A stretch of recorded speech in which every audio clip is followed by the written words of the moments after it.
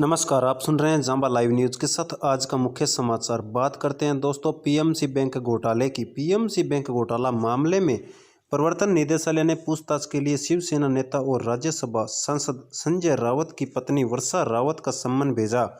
इंडी कथित बैंक ऋण घोटाला मामले के इस आरोपी प्रवीण रावत की पत्नी द्वारा 55 लाख रुपए अंतरित करने के मामले में वर्षा रावत की भूमिका की जांच कर रही है।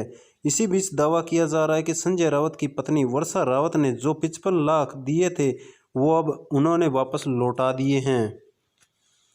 वर्षा रावत के लोन के पैसे लौटाने वाले दावे पर बीजेपी ने हमला बोल दिया। बीजेपी नेता किरीट सोमैया ने ट्वीट पर लिखा, संजय रावत कहते हैं उनकी पत्नी ने सारा पैसा लौटा दिया, हिसाब तो देना ही होगा। सोमैया ने आगे लिखा, आखिर में संजय रावत साहब को पैसा वापस करना ही पड़ा, लेकिन हिसाब भी देना ही पड़ेगा। प्रवर्तन निदेशालय ने 4,300 करोड़ रुपए के पीएमसी बैंक धन शोधन मामले की जांच के सिलसिले में शिवसेना नेता संजय रावत की पत्नी वर्षा रावत को फिर से पूछताछ के लिए 11 जनवरी को तलब किया था। आधिकारिक सूत्रों ने बताया कि पहली बार 4 जनवरी को केंद्रीय एजेंसी ने धन शोधन निषेध कानून के तहत वर्षा से पूछताछ की। उनका बयान भी दर्ज किया था।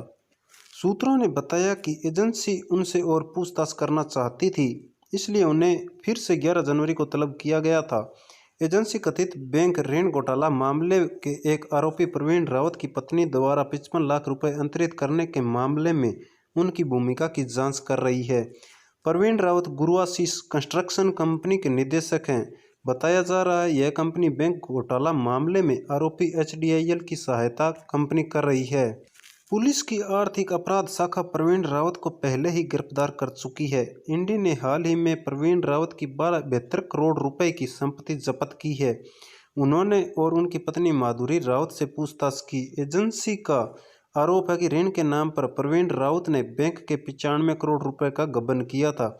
उस राशि में से 1.6 करोड़ रुपए उन्होंने अपनी पत्नी माधुरी को दिए।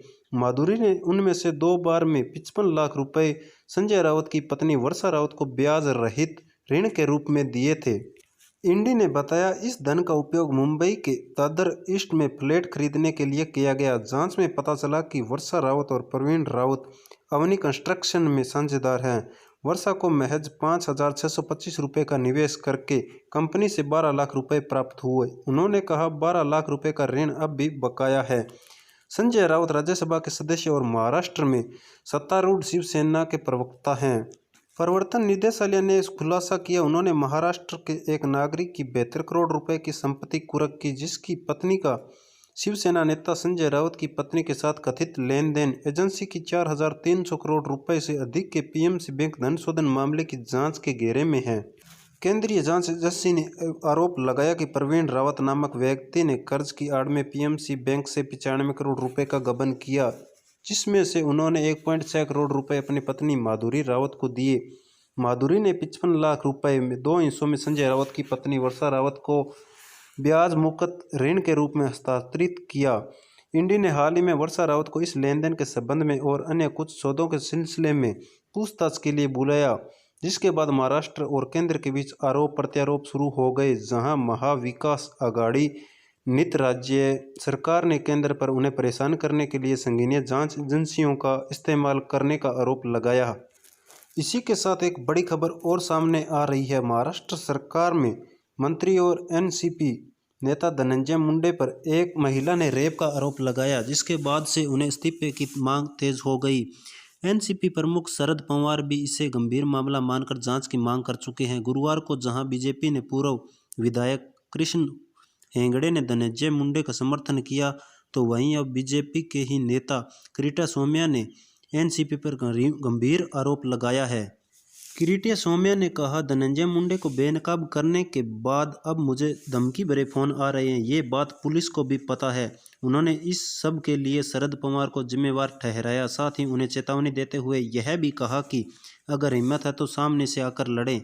सोमैया ने शिवसेना सांसद संजय रावत पर भी निशाना साधा।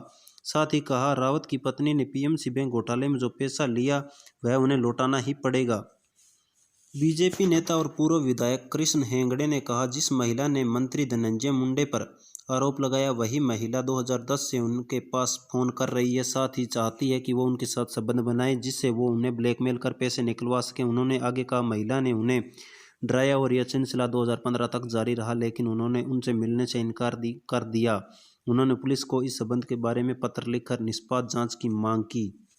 आपको बता दें कि हाल ही में एक महिला सिंगर ने आरोप लगाया कि मंत्री धनंजय मुंडे सालों से उनके साथ रेप कर रहे हैं। साथ ही उन्हें पुलिस से इंसाफ की गुहार लगाई ताकि हालांकि मंत्री ने इस आरोपों को खारिज कर दिया। उन्होंने ये बात मानी कि आरोप लगाने वाली महिला बहन के संबंध था जिससे उनके 2 बच्चे भी हैं। उनका परिवार उन 2 बच्चों को अपना भी चुका है। अब शिकायत करने वाली महिला उनको ब्लैकमेल करने की कोशिश कर रही है।